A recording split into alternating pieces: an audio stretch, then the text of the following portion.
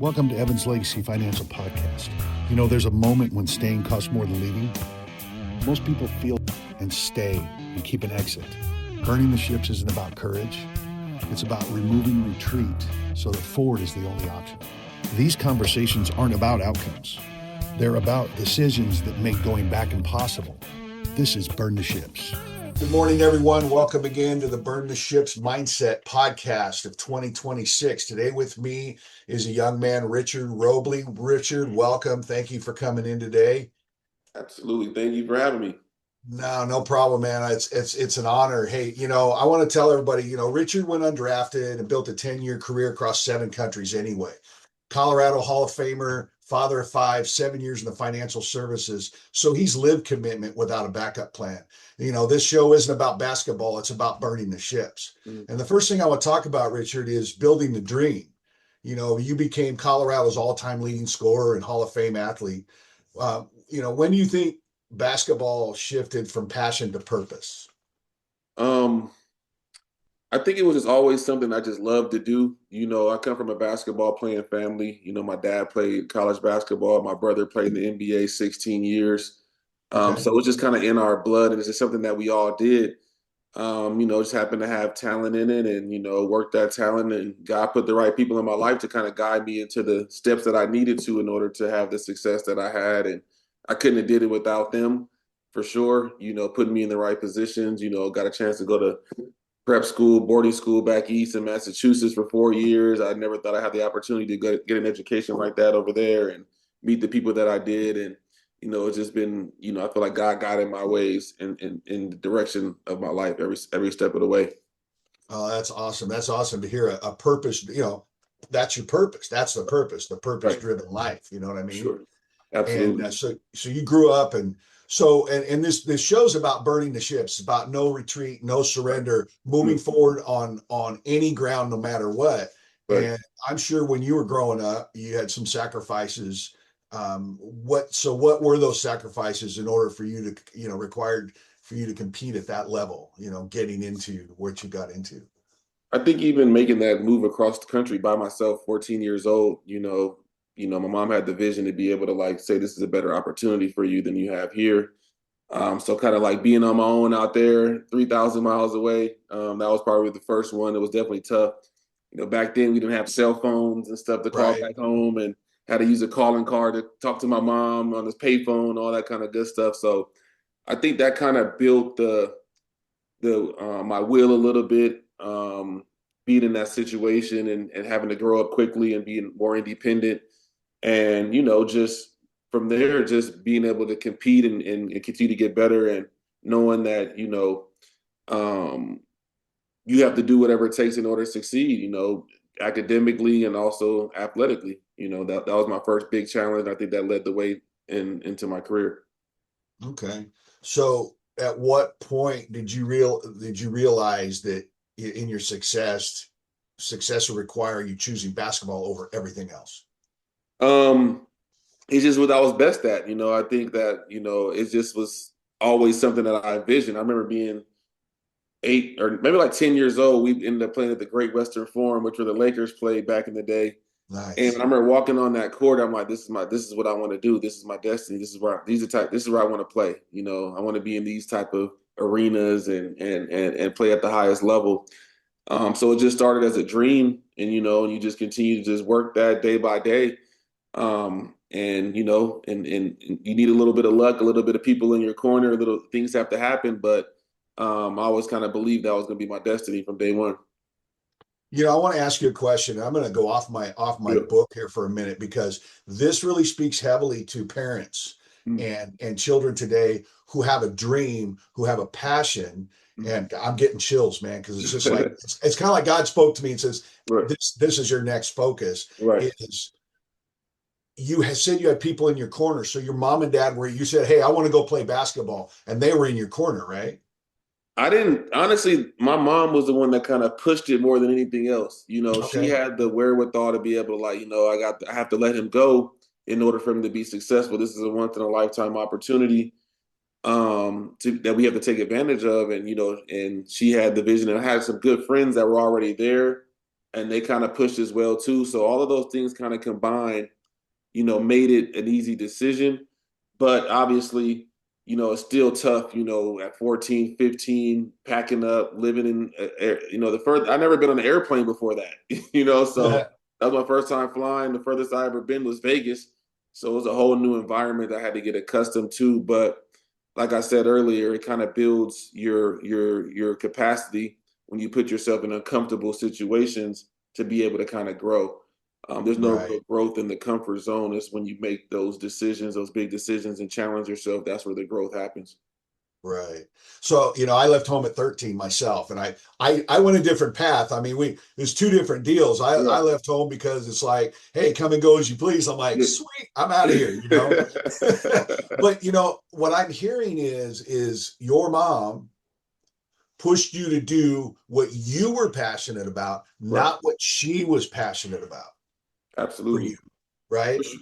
For And that's sure. what I would encourage parents today is if your child, if you see something that they're passionate about, Mhm. yeah, you want them to go to law school, you want them to go to this, you want them to do that, but letting kids, I wanted to be a mechanic. I Mhm. wanted to be an aircraft. I never got there, but I was a mechanic all my Right. life. And I Right. was good at it and I was Right. passionate about it. So you got to do and got pushed into the thing that you absolutely wanted to do. Right. Right. Absolutely. Absolutely. So you get to Colorado and you're one of their most accomplished players. Did you feel pressure carrying those expectations of one of the biggest, one of the best? Um, Yes, in a sense, because I love flying under the radar. I like being that guy that like nobody kind of mentions him. Like, man, who is that guy? You know what I mean? And Mhm. I had to adjust from that because now I was that guy. Now every team is kind of keying in, and I'm the focal point of the defense and all. So I really had to like redesign how I looked at the game, approached the game, my intensity about the game, attention to detail about the game. So really had to like all that had to adjust. I think that's the biggest adjustment in basketball is going from high school to college, even more so than going from college to the pros. I think because in high school you can kind of just sometimes walk out there and do what you want to do most Mhm. of the time. You only have a couple of challenges, maybe a couple of times a year, but now every single game, you're going against people who are the best in their town and the best in their city, and as well too. So now it's just about separating yourself, and then you get to do that through your work ethic and your belief system. And you know, I wish I had more of a mindset coach during that time. I think it would have definitely helped because you don't realize how much of the game and how much of your approach is the mental side more than the physical side. Sometimes you just think it's all physical, getting in the gym and putting in the hours, but you also got to have that mental belief in yourself that can take you to the next level. And I've got people in my life, friends and kids and things like that I always tell them, when they're, you got to believe in yourself because we're our own worst enemy. Oh yeah, As 100%. competitors in anything, business, sports, whatever, we are our own worst enemy because we're going, I'm not good enough. I'm not good enough. Right. And you gotta, it takes conditioning. And you just said it takes mental conditioning to believe in yourself as much as everybody else around you does. Is that correct? Absolutely. Absolutely. And I think like you have to have a healthy sense of delusion too. Like you can accomplish what you want, and which is not necessarily delusion, it's really facts, but it's something you have to put into your mind all the time. The brain is made to want to you to survive, and the survival sometimes mean not doing anything new, not challenging yourself, staying where you are. So your brain is already geared towards that right away. You have to re-gear how you think that there is more out there. I have to challenge myself. I have to put myself in a comfortable situation, and Right. then the belief starts to be able to happen because you see I can do it. Like I'm able to do it. But if you never actually put yourself out there, you never know what you're capable of doing. So I think that's one thing you have to challenge. The biggest challenge is the mind in anything that you do because it is going to be geared towards like, you know what, just stay where you are. And Yeah. that may be the comfortable thing, but it's not going to put you in a position to really thrive in life. So speaking of when I'm going to talk about when the plan doesn't go as expected, and you have this elite college career, and then you go undrafted. Walk us Yeah. through that moment emotionally, how that made you feel. Okay, so it's kind of it's a different story. So I entered the NBA draft as a sophomore first. So I left school early to enter the NBA draft. I was first team all Big 12, and my draft range was between like 20 and 40 at the time, which is, I wanted to go first round because those were the only guaranteed contracts were in the first round. I didn't want to leave Right. school early to become a second round pick. And I had some second round guarantees, but I didn't want that. So I ended up going back to school. I didn't hire an agent, so I had my eligibility.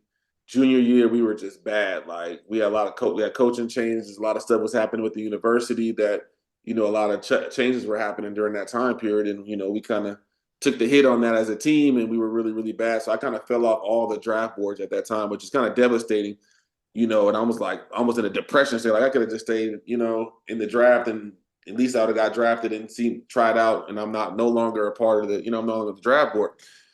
Senior year, fast forward, now I'm, getting back on the draft board, had a good year. Now I'm at the NBA Combine and I'm playing really, really well. Matter of fact, like I was in the elevator with Larry Bird, it's me and him. And I was like, oh snap. Wow. I'm just sitting in the elevator and Larry Bird is like, Roby, man, you're doing really well. Everybody's loving what you're doing here. And that same day I broke my hand at the camp. Oh man. So I ended up breaking my hand. I couldn't do any of the workouts I had after, but even with that, at the time, Oklahoma City had 4 second-round picks, and they said they were going to draft me one of their second-round picks, but they ended up trading them all. I don't know who they traded. I don't remember who they traded. But I just remember being in that moment, like, dang, all these years, all this effort, all these decisions, like, you know what I mean? I didn't get a chance to accomplish my dream. So it was definitely hard. It's probably one of the hardest things I had to go through. As a basketball player, was the point was like, you know what? I don't even care about basketball anymore. I'm just gonna go out there and make some money overseas and whatever, whatever. I'm not really caring about being So good. so that's my next. I'm going to shift into Yeah. that. We're going to talk about being overseas in the grind, but I want to talk about that experience, that Right. right there that you just talked about. Did that shake your confidence or ignite something deeper? Oh yeah, absolutely. It shook everything. It kind of like shook my whole entire foundation. It's like, man, I couldn't believe like I did all these years and all this time, all this energy. I'm all-time leading scorer. I did all of this, and I'm not in a position, at least, playing the NBA. So I had to like, but now when I went overseas, I'm thinking like I could just skate through over there. You know what I mean? I'm thinking I'm good enough. I don't have to work on my game anymore. I could just, go out there and make some money, be me, and then, and I don't care about working hard anymore at that point. But then I realized the competition out there is tough too. I'm Right? like, okay, I had to change everything, so I had to readjust. Like, okay, this is still what I love to do. It's still a great opportunity. I had to be grateful. You know what I mean? I think I wasn't grateful at the time. Right. And once I started getting that gratitude that like I get a chance to play basketball for money and travel the world, it's still a great thing that most people never get a chance to do. Once I readjusted that mindset, everything kind of started going a little bit more smoother overseas. Right. So that choosing to play overseas means leaving comfort behind, right? Oh, 100%. Comfort of And I home, think, comfort of friends. You're in a whole new world, man. So when did you decide? Now, as we're going to go into a little burning of the yeah, ships here. When did you decide there's no backup plan? just at that time, it's like I saw all I knew anyway. So I'm like, all right, this is what I'm going to do. I'm a professional athlete. I have to become a professional. I have to act like a professional. I have to play like a professional. I have to have the mindset of a professional. So I knew that like at that time, all right, the NBA is not an option right now. It's not off the table. I can continue to do well here. I could go play in summer league and get an opportunity. And I played in the D League a year as well too, which is the G League now. So now it's just about like, listen, this is all I know. This is all I know. Like, what else I'm gonna go out there and do? This is what I've been doing my whole entire life. I love to do. So now, and I have a family at the time to support. So now it's not just about me and my dream. It's about being a father. It's about being a provider for my wife at the time. And it's about, being a man. And that's Exactly. where the difference started to happen. Right. So we're going to talk about fear for a minute. What personal fears had to be silenced to keep chasing that dream?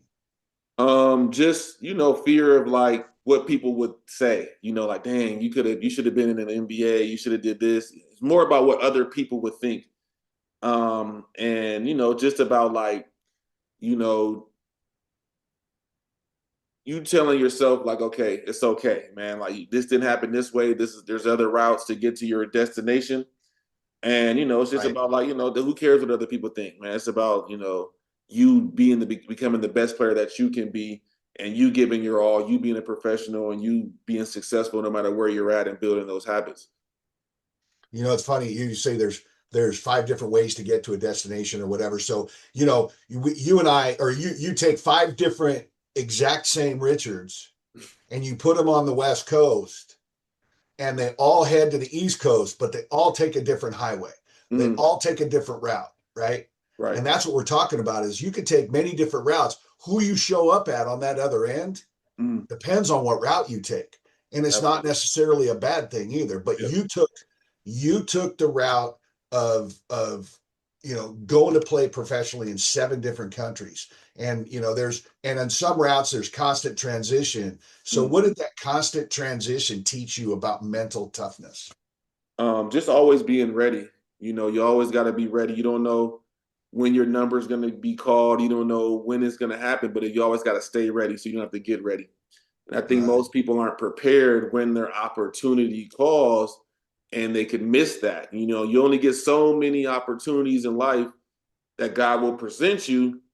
And like the metaphor of the burning boat, and the guy was on the boat, and God sent him like 4 people, and he did get on the boat. He's like, "What happened?" He said, "Oh, it wasn't the type of boat that he wanted to get on, but it's like I sent you 4, and you end up drowning." So it's like now it's just about taking advantage of the opportunities that are in front of you and being grateful. Number one, that you have opportunity. Number one, I think the devil messes with your mind when you're not grateful for what you already have, and you're not going to put yourself in a position to have more until you're grateful. And grateful doesn't mean that you're content. You can want more, but you got to be grateful for what you already have and what God already given you. And that's the direction that I think that I had to learn. Right. So I think professional sports overseas can be kind of isolating because you don't have anybody there, right? Okay, Absolutely. so I think you already like kind of touched on this, but how did you stay focused when that stability didn't exist, when you're always moving around? Oh man, it's tough, man, because especially with a family and young children and having that instability, it can become, kind of, you can put yourself in a mental position that's not good. So number one thing I wanted to do was find a place that I can really, grow my career. And that place ended up being Japan, where I spent in my last 5 years. So at least I knew where I was going to be. I knew the country. You were comfortable there. So now it's about putting yourself in a position to be able to grow your career somewhere. And that was my number one goal, because I didn't like the idea of not knowing where I was going to be every single year, what country, how much money I was going to make, what position I was going to be in. That's just not a comfortable position to be in. So I got to put myself in a position where I'm going to be successful in one area and make that my home. And that's what I ended up doing in Japan. So you're sitting at the beachfront in Japan, let's say, I'm going to, kind of metaphorically, Yeah. and you decide that's where you decided, okay, I'm on the beachhead in Japan, and I'm going to make this my career. I'm leaving everything behind. I'm not Right. looking back. I'm not surrendering. I'm going to go forward.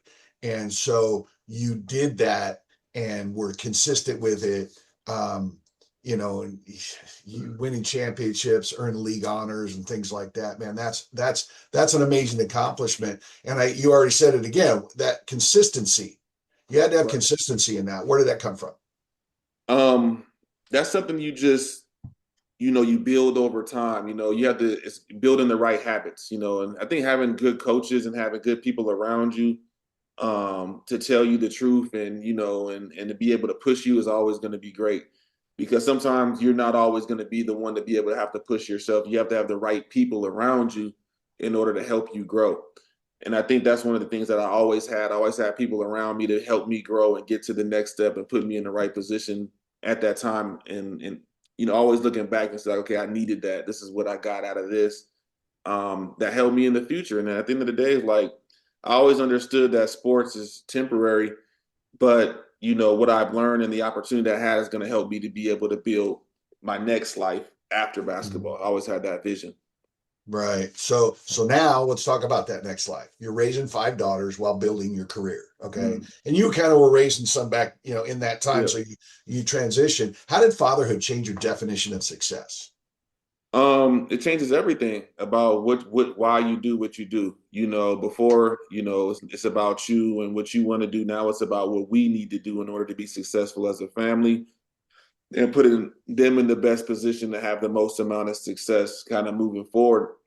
And that was one of the reasons why, I ended up like wanting to retire and things like that, because I could have still played longer, but I have my daughters. I want to make sure they're in a position to be able to have the life, that they deserve as well too. And it's like traveling and, all that kind of stuff. They're at the age where they want to have friends and do things. And so I had to make that sacrifice. And I was like, now I have to get ready for my next phase of life.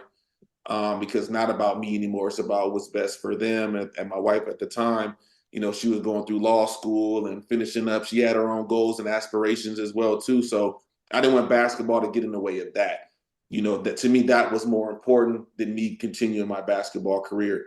And now it's about the next phase of life. So we're not talking about a plan B here.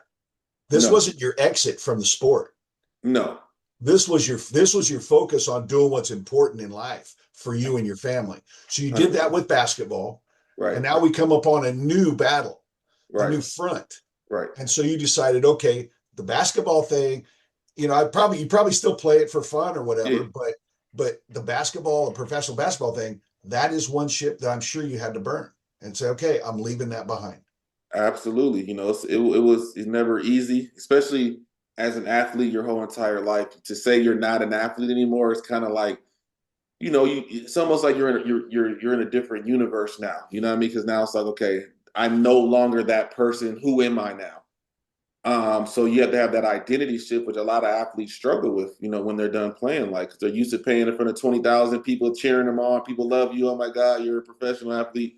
To like, I'm just starting from ground zero, So now it's about rebuilding yourself and that new you, step by step, because that old you is, you have things in it that are going to help you in the new phase, but you can't utilize those things in a lot of different ways. So you have to rebuild yourself, who you are, and know that, what, I was successful here. I can be successful anywhere, because whatever got me there is gonna help me in the next phase as well. And that's it right there. Mindset, you've got in sports, you've got conditioning, you've got focus, you've got drive, and that doesn't change Right, when careers change. So right, you're ahead of the game with anybody else who's stepping into this financial services business blindly, right, because you already have the conditioning. right. You already know what conditioning's about. You just have to condition a different part of your body and mind.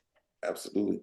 Yeah. 1,000%. You get a lot of intangible skills in sports that translate into business easily. Yep. Easily. So now it's just about having the right vehicle, the right people, the right coaches in place to be able to help you learn. And once you learn it, you put those work ethics, the mindset, the all those things that you kind of learn, coachability, being able to be a teammate, be a leader, doing things when nobody's looking, all those things that like helped you become successful. Those are the same building blocks no matter what you're gonna do in order to be successful. And I think that's why, athletes are always like people, businesses are always looking to recruit athletes because they already have a lot of those skills in place. Yeah. So I just use those, and man, and all those things that helped me before, I had to do them all again, but in a different arena, and that's the business arena. So, So what lessons, so some of these lessons from your professional sports, what are some of them that you intentionally intend to pass on to your daughters? I would say, you got to have that grit, man, and that belief in yourself. You're not going to be successful in anything unless you believe in you. I don't care what's going on. That belief will take you to a whole nother level. So it's really about just working on your mind, because you're always going to be faced with challenges and things that are going to, it's always kind of moving parts. And there's always going to be things that are going to go your way, not go your way. So how do you respond to both of those things are huge. Because responding to success sometimes is harder than responding to failure. Because failure, you got to go back out there and you got to dust it off. Sometimes when you're successful and things are good are happening, you want to take your foot off the gas, and that's how you start to be able to, retreat and go backward. So I just had to. I think those are the two things. Like, how do you react to success? How do you react to failure? Is going to be key on how much success that you have moving forward. Exactly. So you walked away from one identity, but it launched you into the next. So it helped you. Absolutely.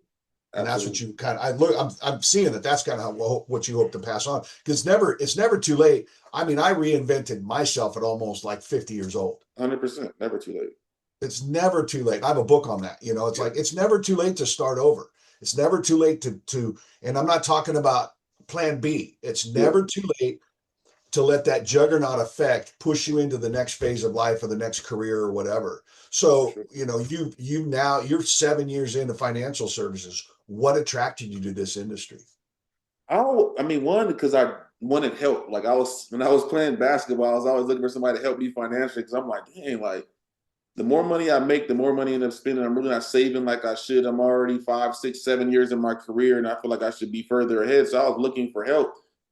So once I sat down with somebody, I'm like, man, like how many other people aren't getting this information? I went to one of the best high schools in the country, got a degree, went to a great college. My brother played in the NBA, made $100 million. I'm around people with money all my whole entire life, but nobody taught me anything about what to do with it at that point. So if I know if I needed it, there's so many other people that needed it, and I knew I could be a resource to a lot of people. And I think it just kind of fit my personality. What I was trying to do, I was basically looking for three things. One, I wanted to still make a good income, number one. I didn't want to go backwards in lifestyle. I wanted to live a great life for me and my family. I don't want to ever have to say no to them financially because, I couldn't take care of it. So I want to put myself in a position to be able to succeed financially for my family. I wanted to have freedom and flexibility. Like I knew I wasn't built for like the not traditional 9 to 5. That's just something I just knew that I couldn't do personally. So I wanted to have that flexibility and that freedom. And number three, I wanted to help other people. I wanted to be a resource to other people, and and all in the company and what we do and how we help people kind of fit everything that I was looking for. And I've always been big on building relationships with people, and to me, that's what business is your relationships.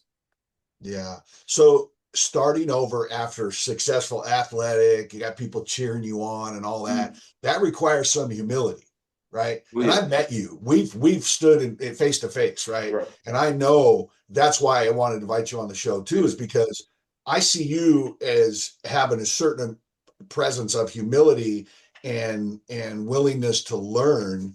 What mindset took you from that gung ho athlete to allowing you to become a student again? Because there's a lot of learning coming in the financial industry. absolutely. I'm wise enough to know what I don't know, and I love being around I people who like do that. know. I like that. I'm going to use that. That's good. I know what I don't know and I know what I do know. So I'm always in a position that like I want to be able to learn and get better. And you can learn and get better from anybody, no matter how much success or not success they have. They've done things in their life that you can learn from that can help you. And if my ultimate goal is to be successful, then you have to have that mindset like, okay, how can I, learn from somebody in order to be able to grow? Because there's no growth without learning and putting yourself in an environment. And like when it comes to humility, like I just feel like I'm nowhere near where I want to be. So what I mean? So I'm automatically humble because I know what I'm capable of and where I want to go. So, like at the end of the day, we're all human beings. We're all, here for a short period of time. So who am I just because I was able to, put some basketballs in the hoop to feel like I'm better than anybody else. You know what I mean? So, I never had that mindset. I love being around, good people. As long as I'm around good people, I'm happy.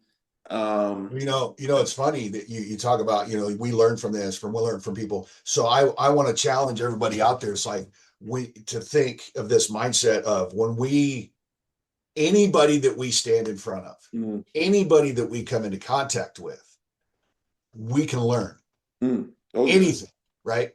We learn two things: what to do or what not to do. Mm, So I can sit in a room full of oh my yeah. peers or professionals, and I look around and I go to meetings. I go to some meetings and stuff, and I sit around people and I look at, there's a guy, he's, nice guy, all that, but I'm not going to do what he's doing. Right. Now what he's saying, I can take, this becomes principles before personalities, Right. is I will take what he's saying because it's valuable, but I don't necessarily have to take what they're doing because that doesn't add value to my career or my business model or whatever. But we can learn something from no matter. So I challenge people to take away the personality and look at the principle behind that. Yep. You know what I And there's mean? no saying that says like, um, it's good to learn from your mistakes, but wise people learn from other people's mistakes too. So there's always somewhere to be able to learn and grow, and if it's in front of you, it's for a reason. For Yep. you to be able to see something, and you don't know when you're gonna, have that come into fruition. Like you're gonna be put in that position. Like, you know what? I see that. I see what I'm not supposed to do in this situation because I know I heard this story or I learned from this person. So you can learn from your own mistakes or you can learn from others. You can learn from other people's successes and other, as well too. So Right. that's why we're here, is to be able to learn and get better and be able to perfect yourself. Right. And, and Exactly. and and that's I feel like our purpose. All right. So we're going to talk about commitment without retreat. You burn multiple ships, Mm, multiple times, yeah. college, overseas career, Yeah. fatherhood, business. What does full commitment look like today to you? It's just about having an extreme focus, desire, to be able to be the best version of yourself. Number one, you have to know who you are.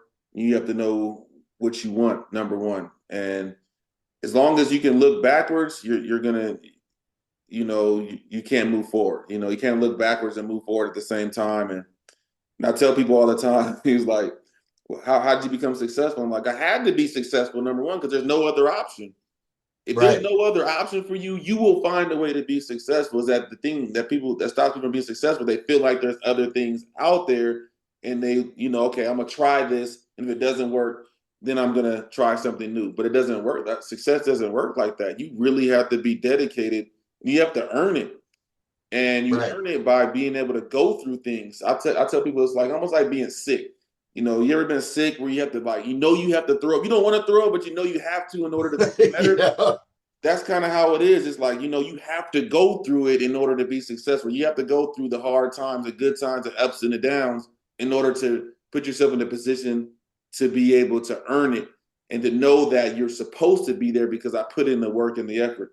And that's when you become successful. Like, I'm not surprised when good things happen to me in business because I already put in the work and the effort and I went through the things I needed to go through in order to put myself in that position, so it's not on accident. It only feels weird if you don't deserve it because you didn't put in the effort. That's what I would say, man. As long as you have an exit strategy, you're never gonna give it your all. And in business and in anything that you give, you have to give it your all in order to win. Yeah.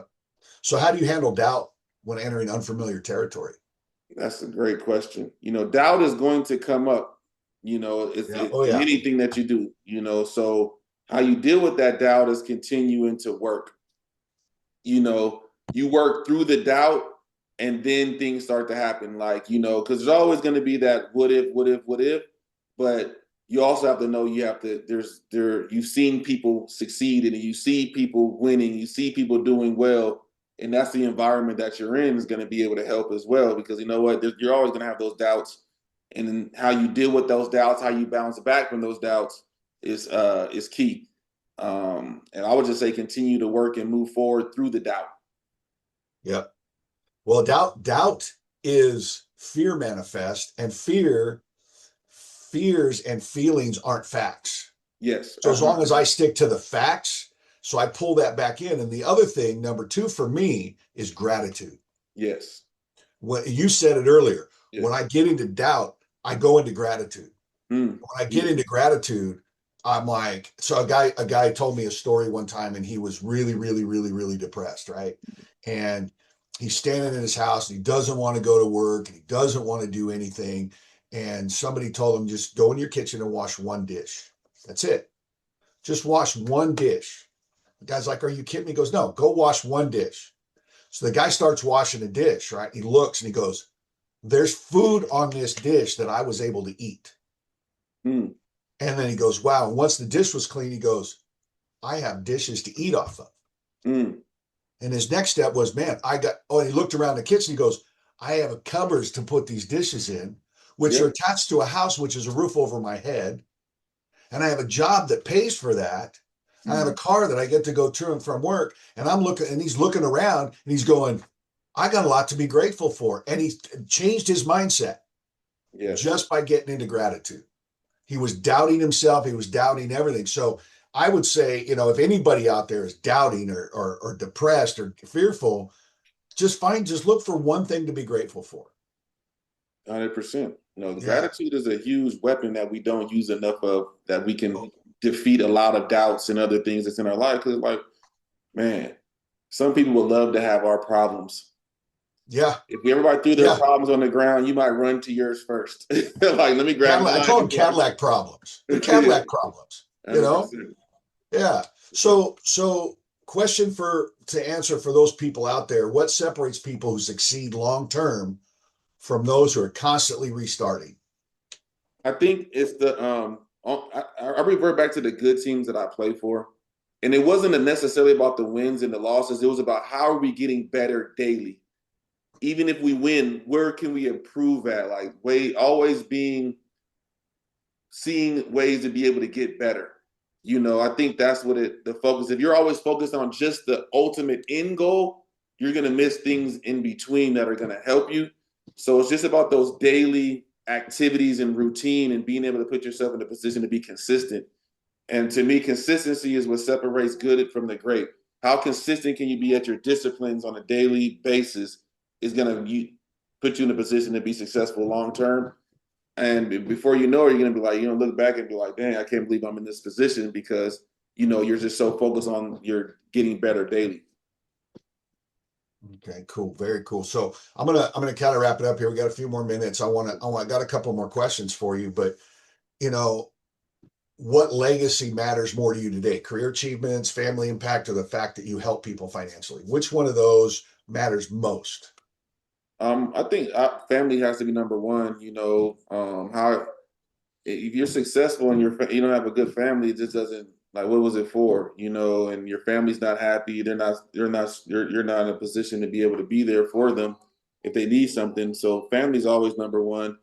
And the legacy of being able to me, it's just that person was a good person, man. That person, was a good person. That's what I want my legacy to be over everything else. Like when I met Richard, he was a good person. I will say that. I mean, that legacy, your legacy carried to me, because that's why I brought you. It's like, man, I got to have this guy. I remember stopping you. Right. You were coming off the stage, and I'm like, if I don't do it. And here's the other thing too. We talked about this during the show. That opportunity.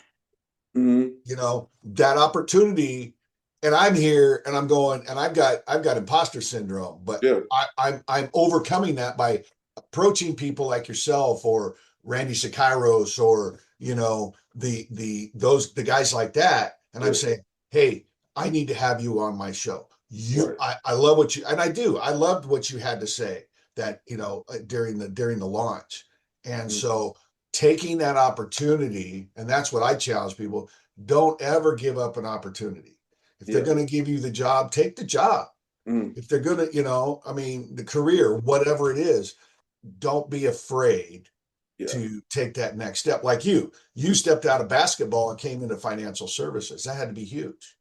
Absolutely. It was a lot of things had to happen, man. Like it was tough. There was a lot of times, there was a lot of doubt. Like, man, should I be doing this? I'm not having the success like I wanted to, but I still had that internal belief, like, you know what? I know I can do it, and I think that's where that belief comes in. And like you said, the fear, man, that fear will stop you from being successful. Not like you meeting me and talking to me. That's not easy to do, man. Like, you have to put yourselves in those positions to win, though. And like, if you hear people that win, they put themselves in uncomfortable positions where they can hear the word no, but it's just no at the end of the day. Like, what's the big deal? At the end of the day, you're probably you're gonna forget about that anyway. You can't, all that stuff is not gonna matter in the long run anyway. So it's about who says yes and who and well, here's something. That no, every single no that I get pushes me towards that next yes. Yes, 100%.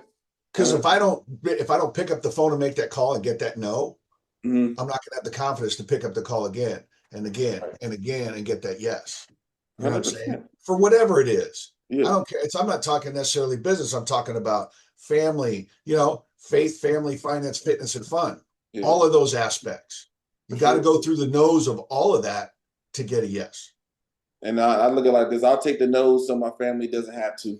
I'll be the one that takes all the no's and all the rejection and all the whatever you need. Because at the end of the day, like if I'm solely focused on success and where I want to be, the no's don't even matter because I'm already thinking about the next yes. Because I'm like, all right, I got to continue to go in order to reach my goal anyway. So the no's don't even matter, and all the no's turn into yeses in the future anyway. That's what I learned. Like That's everybody who right. said no or let me wait or whatever it is, I'm talking about from 7 years ago. It's just you have to stick around long enough sometimes to plant the seeds in order for them to be able to come to fruition. So all those no's are going to end up being something good in the future anyway for you because now And, like and you never know. and here's the humility part of it for our industry is we plant that seed. Somebody else waters it. Somebody else tills the soil. Yeah, And then down the road, somebody else reaps the fruit. We may not even reap the fruit from what we're doing, but we know yeah, good and well that when we got that no, yeah. we still may push the process in helping that family or that individual. 1,000%, That's 100%. that's the mindset I have is I may get a no, but a no is just a not yet in short. For sure, 100%. It's You just they don't know? have enough information yet because Yeah. what you're doing. They have to because they need it anyway. It's just like they don't understand or they're not in the right position or the timing just isn't right yet. So that's what I said. The fortune is in the follow up. You continue to follow up with people and and be in Yeah. the front of their mind. And my mindset is I just want to know people. I want people to know what I do. Yes, That way exactly. I can help them and they know they can put people in the direction that I can help as well too. And that's been my mindset. Like how many new people can know who I am and what I do. That's awesome. Hey, so one more thing, and this is family. If your daughters listen to this someday, which I'm sure they will, Yeah. what message do you want them to hear about courage and commitment? Everything starts with commitment. You're never gonna know how good you can be until you commit to something. And commitment means like if things go bad, you don't quit. It means that you go forward through all of the good and the bad. That's the commitment. And what courage is, man, you got to be able to, I want them to put themselves in a position that, like, you know what, I know I'm great, and I'm going to go challenge myself to be great any chance that I get. And that takes courage and putting yourself in those uncomfortable positions and, challenging your fear. And once you challenge fear, you just become more and more, greater as a human being because now you can get through it all. You're meant to Absolutely. withstand. Absolutely. Well, Richard, hey, thank you again for coming on today. It's been amazing. I knew it would be the moment I met you. So I Appreciate want it. to I say appreciate thank it. you. Thank you for having me on the show, man. It's a beautiful platform, and I know your viewers are gonna, pray that they get a great message and it touches somebody to be able to, you know what, I'm going for it today. Today's the day, and that's our hope and dream. Thanks for tuning into the Evans Legacy Financial Podcast. If you got value from today's episode, share it with someone who needs to hear it. Don't forget to subscribe and follow us for more real conversations that move the needle in life and business. Until next time, keep building, keep growing, and never stop chasing what matters.